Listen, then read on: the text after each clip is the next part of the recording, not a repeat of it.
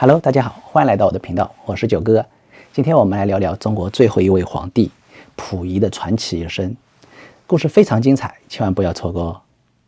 看过电影《末代皇帝》的人，一定对片尾的场景记忆深刻。历经沧桑的溥仪回到故宫自己曾经的家，还要买票才能进入，这其中的辛酸让无数观影者伤感流泪。他的一生就像他自己总结的，刚会跑的时候就被抱上了宝座，浑然无知地度过了3年革命的风暴，然后在封建军阀保护下的皇宫内度过了他的童年。命运对于溥仪而言早就注定，无法自行选择。在那动荡的年代，他究竟有着怎样的前半生呢？1906年，溥仪出生在北京醇亲王府内。他的父亲是光绪皇帝的亲弟弟爱新觉罗载沣，在京城里人们都称他为小醇王。在溥仪3岁那年，他的伯父光绪帝突然在紫禁城里驾崩，当时光绪帝也没有留下子嗣，慈禧太后只得再次将目光投向了醇亲王府。公元1908年，慈禧下令将溥仪带回皇宫。消息一出，醇王府的天空中蒙上了一层阴霾。刘家氏不舍得从怀里将溥仪递给了内监大臣。此时大家都心知肚明，朝廷已到末路，这一去，前面就只剩下了绝路。在溥仪自传《我的前半生》中写道，我和慈禧的初次见面还有点模糊的印象，我记得自己忽然陷入了许多陌生人之间。尤其可怕的是，在一个阴森的帷帐中露出了一个消瘦的老太婆的脸，丑得要命。据说我一看见慈禧立刻嚎啕大哭，浑身哆嗦不止。她让人拿糖葫芦哄我，也被我扔在了地上，弄得慈禧很不痛快，说这孩子真别扭，抱到那儿玩去吧。入宫后第3天，慈禧去世。过了1个多月，即12月初2这天，举行了登基大典。我后来听人说，这个大典也被我哭得大煞风景。我父亲单膝侧身跪在宝座下面，双手扶我，不让我乱动。我更挣扎着哭喊，我不待这儿，我要回家。父亲急得满头是汗，只好哄我说，别哭别哭，快完了快完了。这句快完了似乎也映射着大清王朝经历了268年后即将结束他的封建统治。1912年，中华民国成立，在偌大的紫禁城内，隆裕太后代替6岁的溥仪颁布了退位诏书。从这时起，清朝彻底退出了历史的舞台，而溥仪也被迫成为了中国历史上最后一位被废的皇帝。清政府虽然名存实亡，但溥仪仍旧是这座紫禁城的主人。在清时优待条件的准许下，他依旧拥有着紫禁城内的一切。另外，民国政府每年还要向其支付400万银元作为生活费。这是什么概念呢？就相当于现在人民币20多亿的购买力。所以实际上，除了不能再统御天下之外，溥仪的日常消费没有受到任何影响，并且在当时的紫禁城内还有着多达1000多名太监，外加众多的嫔妃和宫女，他们共同服侍溥仪，照顾他的日常生活。溥仪从小就接受着帝王的专属教育，甚至后来还专门给他聘请了一位名叫庄士敦的英国老师，来教导溥仪英语、数学、地理等许多新时代的知识，让溥仪看到了一个更大的世界。于是溥仪开始剪掉辫子，一度想要出逃，前往西洋。不过可惜的是，内务府中的诸臣还在做着复辟的大梦，溥仪的逃脱也未能如愿。1923年，庄士敦向溥仪报告，内务府中的太监一直在变卖他的财宝，于是溥仪就顺势提出要清点紫禁城内的珍宝。结果在当天夜里，紫禁城内就烧起了一场蹊跷的大火。第2天，专门用于存放珍宝的建福宫直接变成了一片废墟。溥仪知道这是太监们的手笔，但他也无可奈何。愤怒的溥仪直接无视了先祖的条例，拿着枪将紫禁城内的1000多名太监赶了出去。无奈、气愤和诸多难以言明的情绪不仅笼罩着溥仪，同时也代表了这些太监的心声。看上去有些无可奈何，但这已经达到了溥仪的目的。他遣散了部分太监，打破了原有的帝制传统，运行几千年的太监制度在这一刻彻底消失在了历史之中。同样也在这个时候，溥仪完成了大婚，娶了王后婉容和妃子文绣。这一天，紫禁城内到处都是往来的车辆，徐世昌、黎元洪、张作霖等军阀也纷纷送来了大礼。在这个时期，溥仪是追求自由和实现复辟的矛盾体。至于未来会倾向哪端，他自己也说不清楚。不过很快就有人替他填上了这个答案。1924年，军阀冯玉祥发动北京政变，无视王室优待条件，将溥仪驱逐出宫。溥仪终于离开了这个囚禁了自己18年的紫禁城。与他一起离开的，除了大量的财宝外，还有文秀和婉容两人陪同。1925年，溥仪移居天津，与清朝遗老遗少谋划复号还宫。此时，在日本人的拥护下，各国领事、驻军司令都尊称他为皇帝。很多只对外国人开放的场所也特殊为他开放，让他享受非一般华人的殊遇和荣耀。从此时开始，溥仪似乎又找回了在清朝做皇帝的感觉。他用大量金钱装扮自己，带着一切出入各种场所。婉容很乐于跟着溥仪一起玩乐，而文秀却如履薄冰。他担心这一切都是一场阴谋，真的是怕什么来什么。只是有人献策给溥仪，欲复辟清帝王业，必定要借助日本为外援。文秀知道后立刻劝阻他说，日本人残暴无比，日俄战争时屠杀了无数中国人，你一定不要听信别人的规划，引狼入室，后果会非常惨烈。但文秀的话溥仪一句也听不进去，因为文秀的论调和溥仪想的完全不一样，常常显得两人的思想不在同一个方向上。久而久之，他们的感情一落千丈，甚至在生活中，溥仪也不愿与其一个坐着吃饭和出行，接待只让婉容陪伴，逢年过节赏赐的也没有文秀的份儿。太监和侍女见文秀失宠，也不时给予歧视和虐待，正所谓虎入平阳被犬欺。文秀常以泪洗面，也对溥仪日渐心凉。他开始筹备离开溥仪。一日，妹妹文山来看望姐姐，得知文秀的遭遇后，告诉她，如今已是中华民国时代，法律上男女平等，你应该请个律师和他离婚。于是在妹妹的帮助下，文秀逃了出去，并聘请了3名律师，向法院提出诉讼，与溥仪同居9年，未得一幸，决议离婚。溥仪得知此事，先是慌了神，而后大怒，认为文秀的行为丢了皇室的颜面和他皇帝的身份。而后他也聘请了2位律师与文秀进行调解，只是文秀去意已决。之后双方签订离婚协议，溥仪支付文秀生活费5.5万元，而代价则是要求文秀终身不能再嫁。离婚后，文秀为了生活做过教师，还进工厂糊过纸盒，一直过着颠沛流离的生活。但事实证明，文秀才是最有大智慧的那一个。1931年9月18日，918事变爆发，日本关东军占领了中国全东北。1932年，在日本扶持下，溥仪成为伪满洲国的皇帝，正式的开始了他的傀儡皇帝的生活。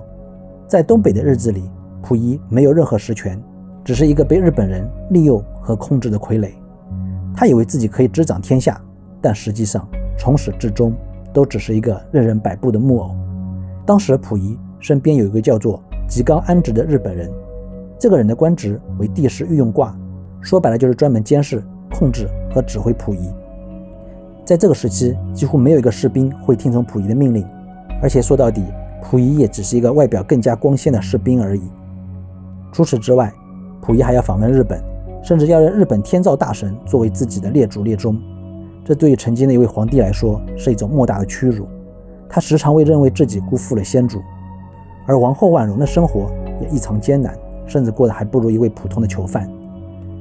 他在东北时期的一举一动都在日本人的监视之下，甚至不能独自走出大门一步。此刻婉容才知道当初文秀的决定是多么的正确。期间他也谋划了2次出逃，但都以失败告终。本来因为文秀事件，溥仪就对婉容生出了异心，因为他有逃离的心，便对他越发的冷淡，以至于婉容干脆自暴自弃，先是与侍卫通奸，产下婴女后被溥仪处理掉，而后自己也染上了吸食鸦片的恶习。他被关进屋子里，与外界隔离，长久不能见光，导致眼睛患上了眼疾。因为吸食鸦片，整个人消瘦无比，精神也出现了问题。1945年，日本战败，溥仪在沈阳被苏联军队俘虏，关押在苏联监狱，而婉容被占领当地的共产党游击队俘虏，最后被关押进吉林省延吉的监狱。1年后，婉容病死在了监狱，终年40岁。据说在婉容死后，人们用一床草席裹住了她的尸体，而后负责搬运尸体的人就在郊外随便找了个地方将婉容草草的埋葬，以至于到今天这位末代皇后的坟冢依旧无处可寻。1945年，苏联对日宣战，并覆灭了整个伪满洲政权，而溥仪又再次颁布了退位诏书，并作为战犯被人送往了苏联特别监狱。虽然有一个战犯的标签，但末代皇帝的身份也让溥仪受到了一些不同于其他战犯的特殊待遇，例如每天有4顿饭，还有下午茶，另外还单独为他配有医生和护士，以及几位美女服务员。这个时期的溥仪甚至多次上书向苏联表示自己愿意永久地居住在这里。直到1946年8月，溥仪作为证人出席了远东国际军事法庭的审判，这也是他平生最后一次展现出了作为末代帝王的威严。他有流利的英语指责日本人的所作所为，甚至不惜与他们对骂，彻底宣泄了自己的不满。1950年的春天，一位苏联军官走进了关押溥仪的囚室。这位苏联军官用热情洋溢的语气向溥仪宣布了一个消息。根据这位苏联军官的描述，溥仪和当年那些被苏联军队逮捕的广工大臣都将会被送回新中国，而至于新中国的人民政府会如何处置他们这些人，这就不是苏联人能够操心的事情了。在接到通知之后，溥仪立刻吓得面如土色。他在囚室里向看守要来了一份纸笔，他希望写信给苏联领导人斯大林，以求能够留在苏联境内。但苏联人显然也不愿意接受一个像溥仪这样的新公民。在1950年的8月，溥仪等人被送回了中国东北地区。看着曾经处于自己统治之下的土地，溥仪的心里突然冒出了一阵陌生的感觉。不过此刻的溥仪已经没有心思关心窗外的风景了，因为在他看来，回到中国一定会清算像他这样的叛国者，所以他认为自己的生命几乎已经走到了尽头。在被押到中国的看守所之后，溥仪领到了一身写着981号码的囚服。从此以后，溥仪再也不是什么万人之上的皇帝，他与这里的其他人一样，只不过是一个正在接受改造的罪犯而已。1959年12月，战犯管理所宣布了一个令溥仪不敢置信的消息。根据中共中央的最新指示，溥仪等一众伪满洲国的战犯经过考察之后，被认为是符合特赦的人群。随后人民法院便给他们颁发了新中国的特赦令。在特赦大会上，溥仪激动的涕泗横流。当年他被押往战犯管理所的时候，他根本就没有想过自己会从这里活着走出去。但是今天他不光获得了人民政府的特赦，而且还被这个新社会正式接纳，成为一名共和国的公民。出狱之后的溥仪在周恩来的帮助下，在北京找了一份园丁的工作。为了照顾溥仪的生活起居，人民政府还主动做媒，为他重新介绍了一位妻子。溥仪的这个新婚妻子叫李淑贤，是北京一家医院里的护士，这也是溥仪这辈子真正意义上爱过的一个女人。1963年5月2日，溥仪与妻子李淑贤赶了个早，一同去到了故宫参观。走到玄武门时，溥仪淡淡的开口，他说：“当年我就是在这让冯玉祥给轰出来的。”听起来语气平淡，好像是一位旁观者一样。进了故宫大门朝东走，没走几步就到了玉清宫。溥仪对他说：“这是之前自己读书的地方。”这是恰好有个向导在给游客介绍。溥仪则拉着妻子混入人堆，静静地听着别人讲述自己的故事，时常会开心地笑，好像是想起了什么一样。过了一会儿，溥仪对妻子说：“咱俩去御花园吧，那里有长凳可以歇一会儿。”于是妻子就和溥仪坐在了御花园的长椅上，静静地看着来来往往的客人。突然溥仪说：“我3岁进宫，19岁离开故宫。小时候就被憋在这高墙里，总想着出去，可总也出不去。